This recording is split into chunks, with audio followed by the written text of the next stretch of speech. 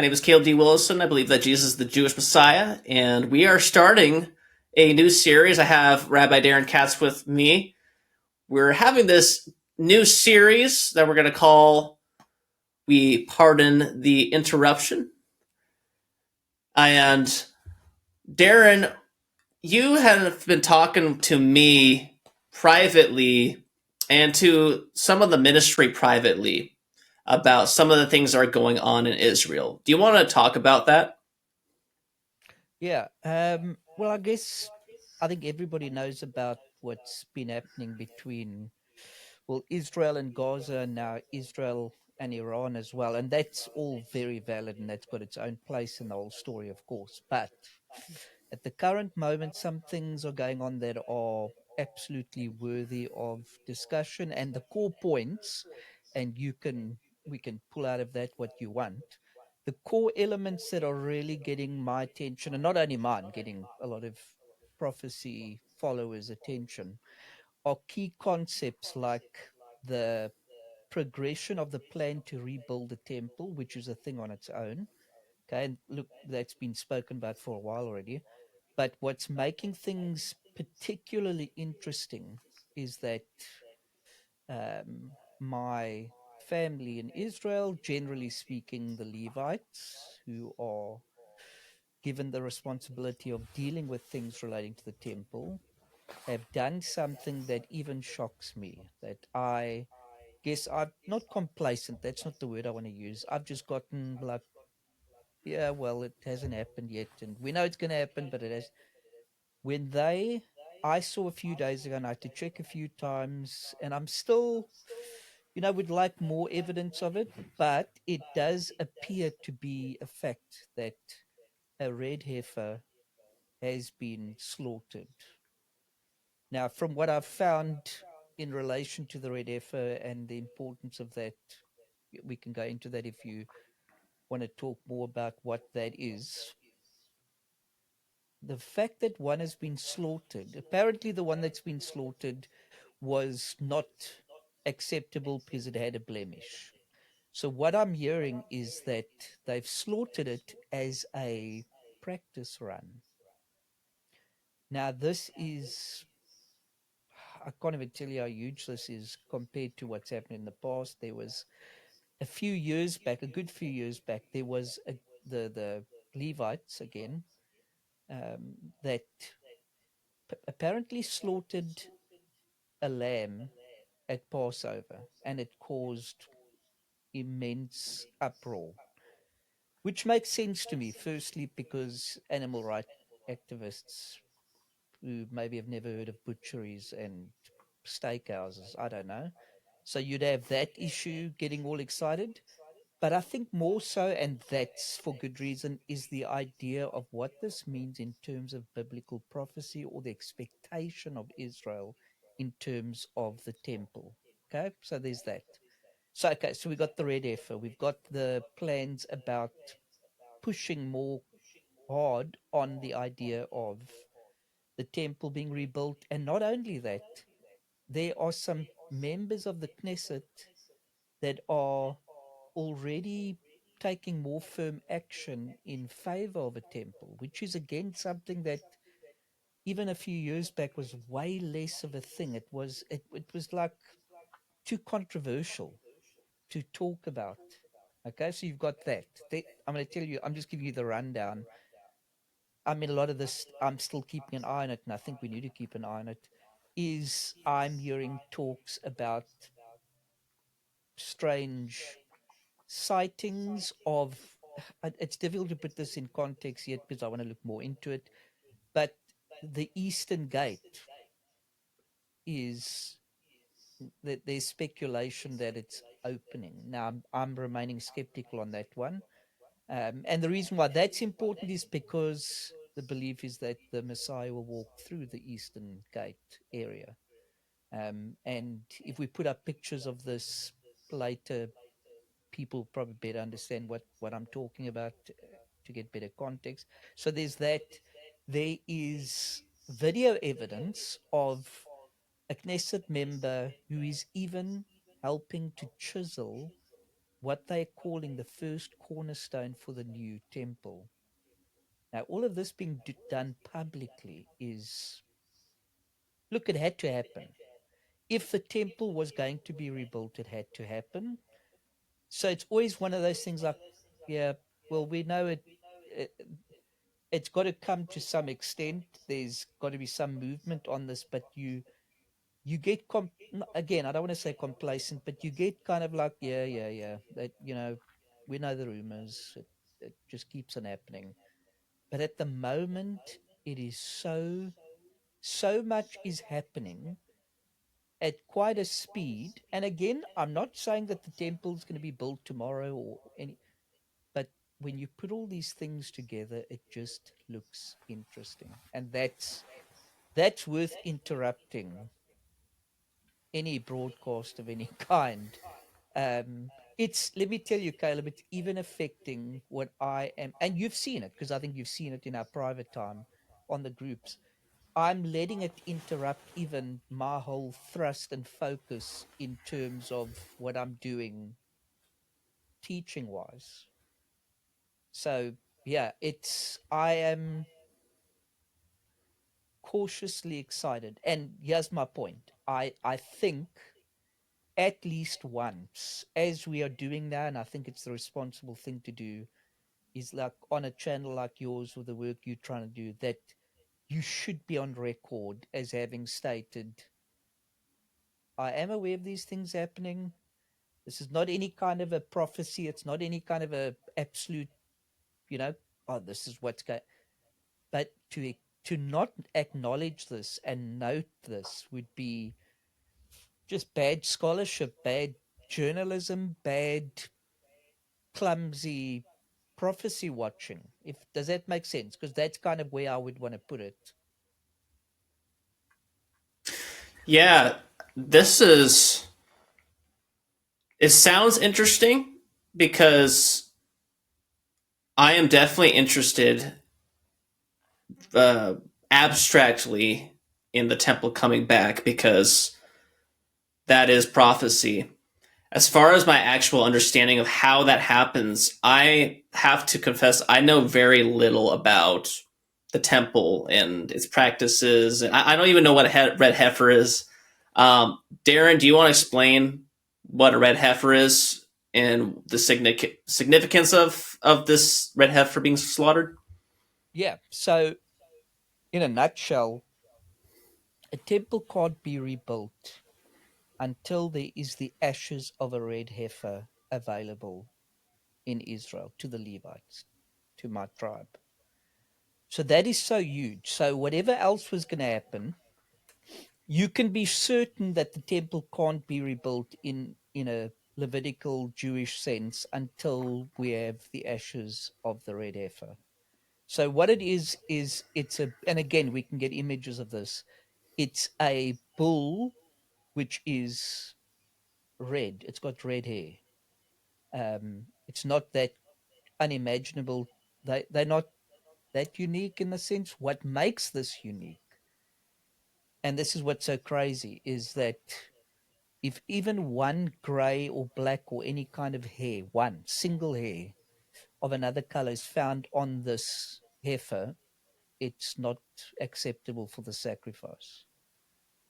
I mean, and that sounds like almost petty or like, and yes, that's literally it. It's that holy. That's where a lot of the power of the ritual, at least, comes into effect. And the idea behind it was for purification, so that if anyone had come into contact with a dead body, this is how you'd be ritually cleaned.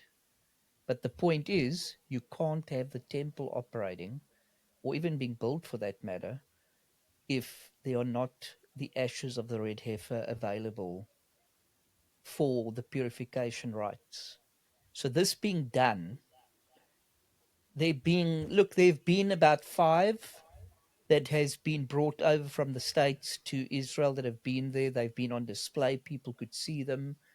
It's been clear that some of those, about 2 or 3 of them, were disqualified, and I believe it's one of those that were disqualified that has been sacrificed again, not officially because it can't be used, but as a practice run. Now, again, as a practice run, even it is, for lack of a better term, almost cocky because it's ignoring.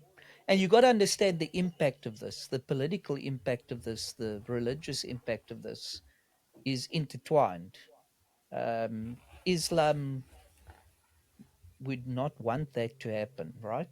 And if you look at the timing of when this is happening, as Israel is giving some serious hidings to Gaza and to Iran, it just starts becoming more interesting. It becomes more controversial, I guess, depending on who you ask.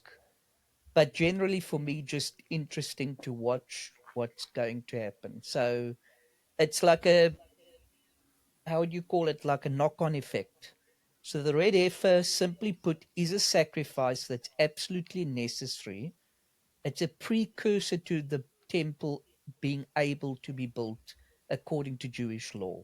Now, I think in general to people it probably doesn't sound like a big deal, like a like a bull just sacrifice. Like, why?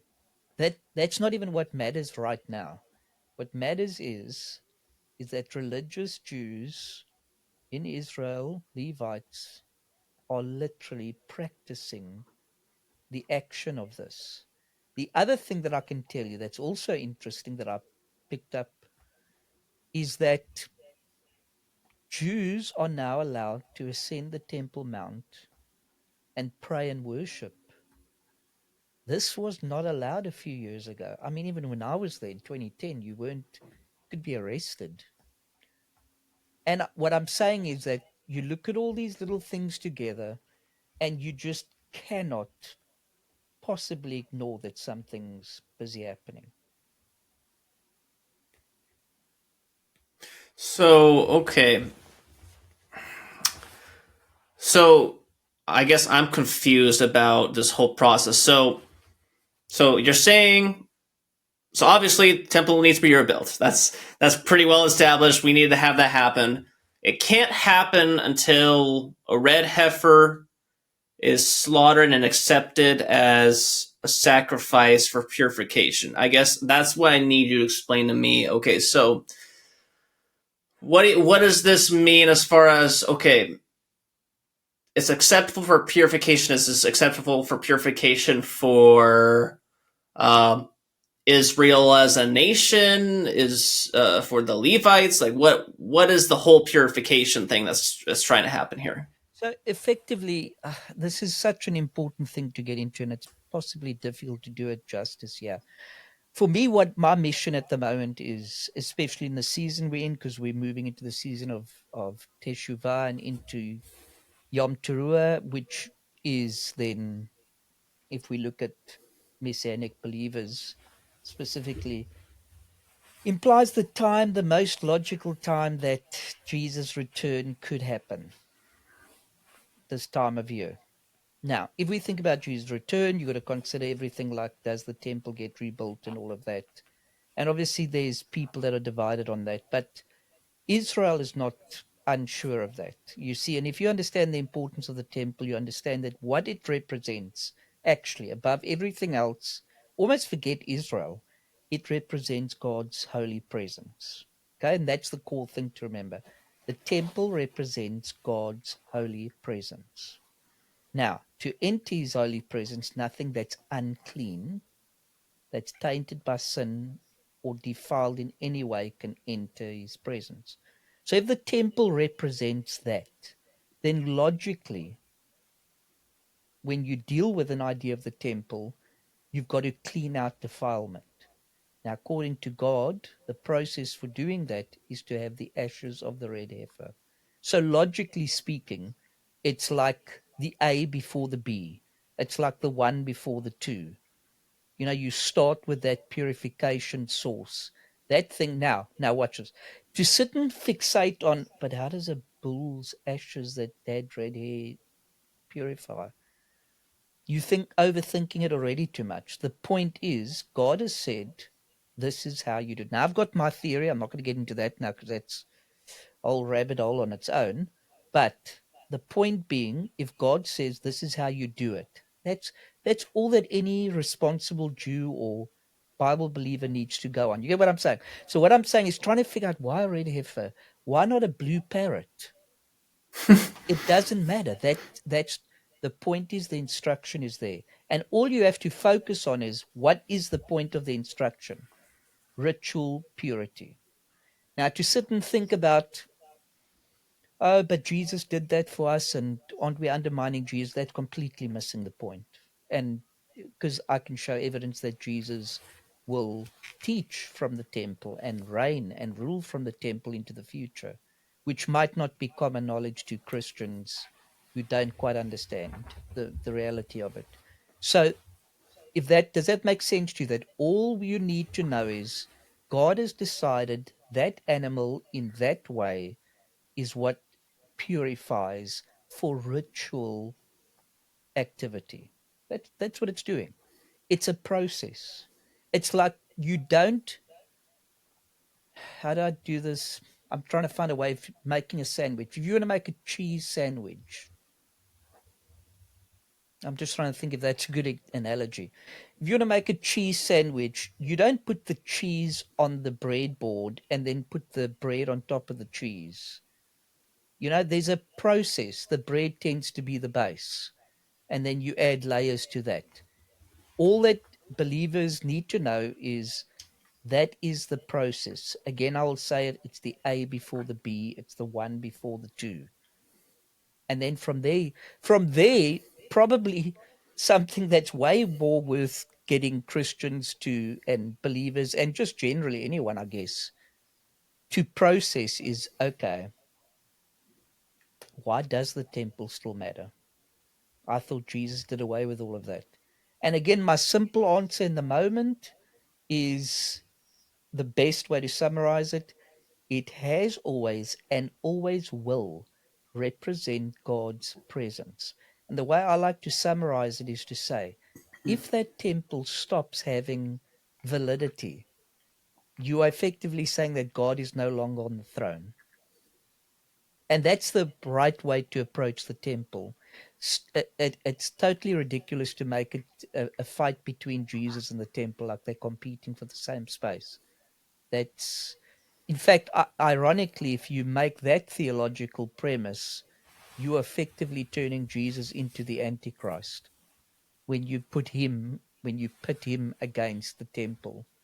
When in reality, in Scripture, Jesus said the temple was his father's house, and his father's house would be a house of prayer for all nations. So, but that's sure to get controversy with listeners, I'm sure, and viewers of this video.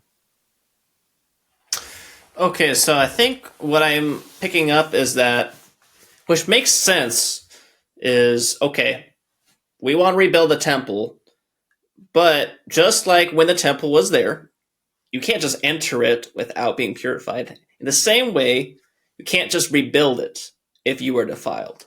Is that what the concept is? Yeah, yeah. So if you think about it too, and again, this is difficult depending on who your audience is that listens to this. If you look at in the Gospel of John, where Jesus, it says it was the Feast of Dedication, and Jesus is in Solomon's colonnade.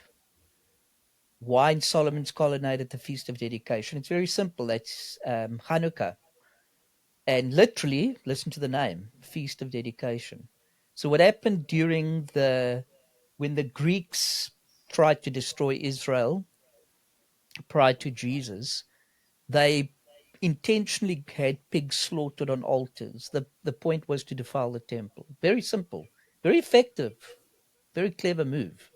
So what happened is, with the stones for the temple, for the altar in Jerusalem, the priests, the Levites again, took the stones and stored them in Solomon's colonnade. So an area was made where they stored them. Why did they store them there?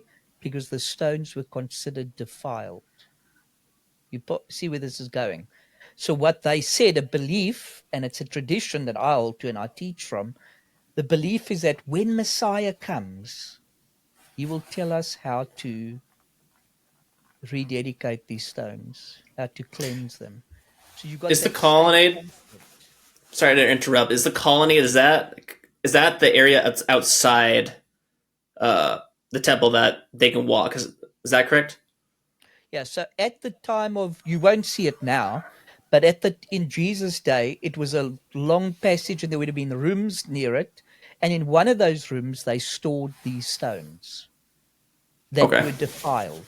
So they believe these stones need to be rededicated, which makes sense. It's true, that would have been done.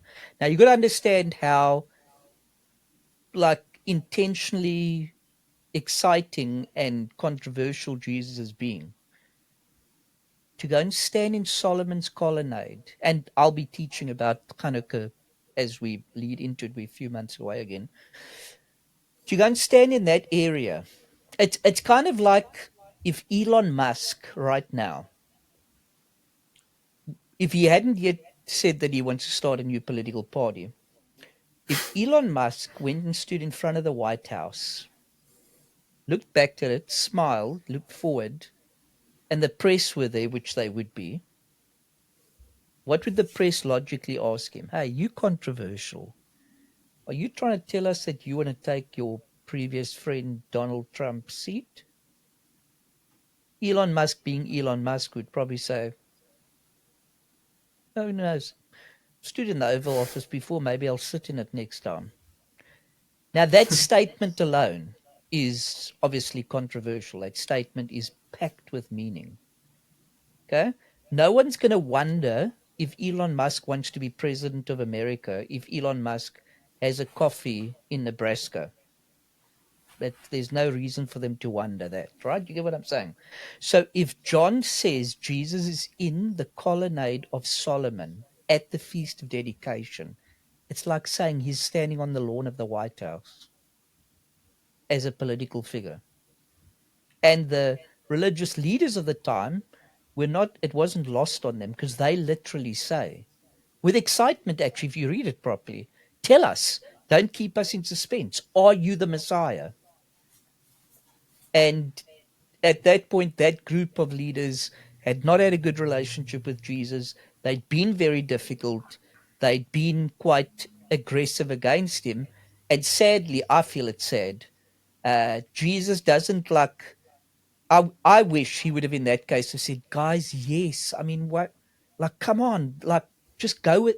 He's a lot more stern with them. Like, he's a lot more closed off because they've been so hard of hearing. And you know that he goes on about that in various portions of scripture. So the point is, he is making a political statement by standing there. It's not random. You follow what I'm saying?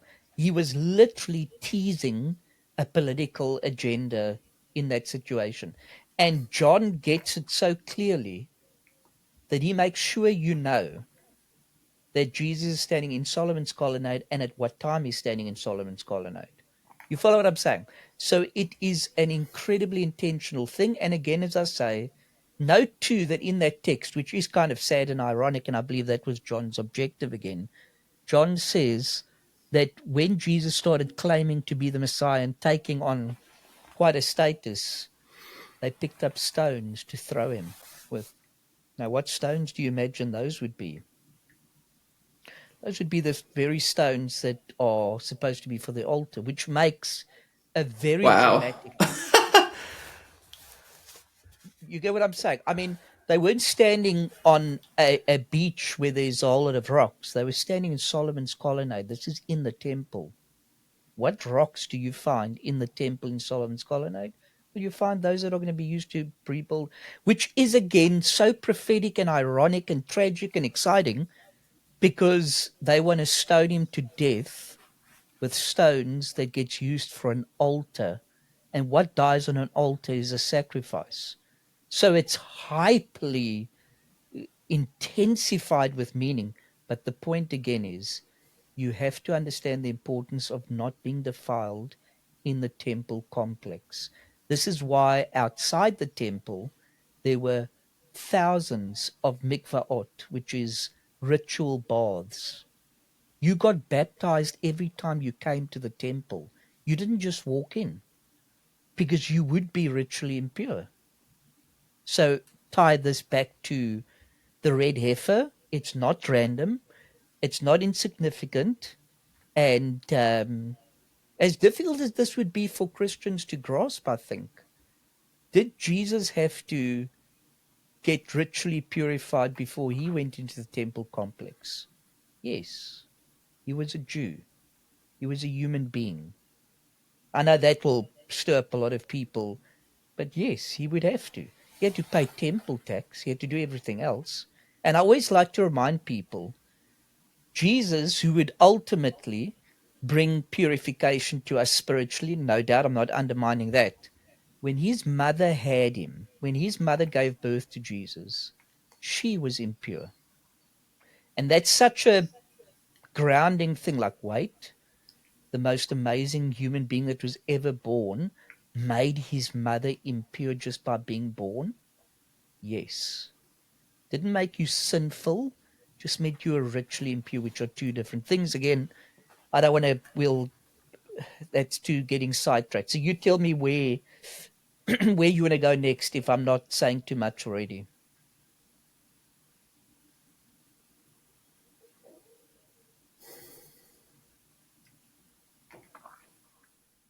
I guess my question is, what do we make of this?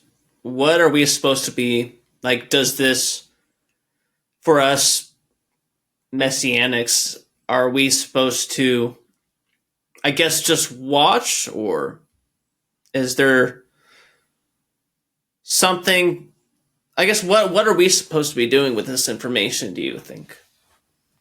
Well, generally, yes. The first point of starting for any believer, anyone who reads the Bible, is that you have to watch.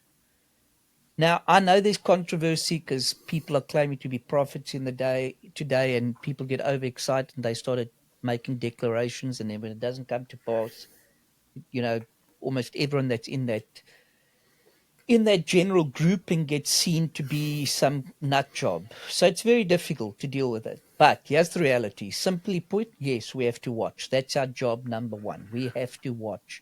And what does watching imply? Watching implies that you respect God's word. If God tells you to watch, the most basic form of worship you can do in that context is, well, you literally watch. Okay, so that's number one. Can we speculate? Yes, we can. But we just have to be honest that we're speculating. That's fine too, if you're honest about it. But at least be able to back it up with some sort of scripture or, here's why I believe this about that or whatever it is. So we have to watch it and do all of that. Is saying, oh, it will all be fine, Jesus will come when he comes, that's irresponsible. That's irresponsible because that's not what Jesus said to do. He didn't say sit back and don't worry. He literally spoke constantly to the disciples about watch out for this, look for this. When this happens, don't worry. When this happens, know that it's getting closer. The fact that that's even the language Jesus uses at all tells you that yes, you are supposed to watch. Now we ask the more important question, well, watch what? What are we watching for? Now, the obvious answer to that in a nutshell is that we are looking for the return of Jesus. Okay. Simply put, that's way too simplified, of course. So we've got to look more into what does that mean. And this is where it gets a little bit controversial for people, depending on where they fall on this. Because we're talking about Jesus' return, inevitably, the very complex and debated issue of is there a rapture? If there is it pre-trib? Is it mid-trib? Is it post-trib? Or you got the other fringe ideas of amillennialism, that there's not a rapture? Okay, so the point is, as frustrating as that whole process is and how tragically sad it is that the body of Messiah is divided on that issue, it is an issue that absolutely has to be processed. We've got to look at it. So we have to be talking about it. Even if people are arguing from opposite sides of the topic of the rapture, when it is, if it is, that's all fine. Sad, but fine in the sense of rather be talking about it than be sleeping while these things are going on. Because if we are talking about Jesus' return, we inevitably do have to talk about what does that look like? How does that affect his belief? How does that affect his body? How does that affect Israel? How does that affect the nations? You can't be looking for something without looking for something to come. So you've got to wait and see. And therefore, you've got to get theories or speculations. Again, just be honest, speculating. So for me, let me give you an example. I absolutely feel, I'm confident with my human understanding, with my expertise, with my studies. I feel that the option that makes the most sense is the pre-trib rapture. I'm well aware of the fact that other people don't believe it. I know all the arguments. I get involved in them constantly. My point is, I'm happy to admit I'm speculating. And I'm speculating because I'm not a prophet. Okay, so I don't get to say, oh, this absolutely. I have expectation of it, and I can comfortably defend why I believe that. But that could probably take quite a bit of time depending on the context of how we're discussing it. Point being, watching ultimately means we've got to see when Jesus returns. But that's complex in itself, because what do we mean when he returns? Because when you start digging into that, it implies Jesus coming back to Jerusalem. And again, that's going to be awkward for many church people who have a different view and who think Jerusalem doesn't matter anymore. So if you get it, that affects how you frame Jesus' return, right? Because if you believe the church, Christianity, whatever you want to call it, outside of Israel itself is what brings Jesus back, it's absolutely going to affect if you pre, mid, post, trib, whatever you're going to be, because you've got to bring Jesus back to somewhere. And there are many pieces to that puzzle in terms of what that looks like. You can't be on the fence. You can't simply say, oh, Jesus comes back. It's not just that simple. There are actually a lot of intricate details about that. So it's very exciting. I don't want to make it sound like it's not an exciting topic. It absolutely is.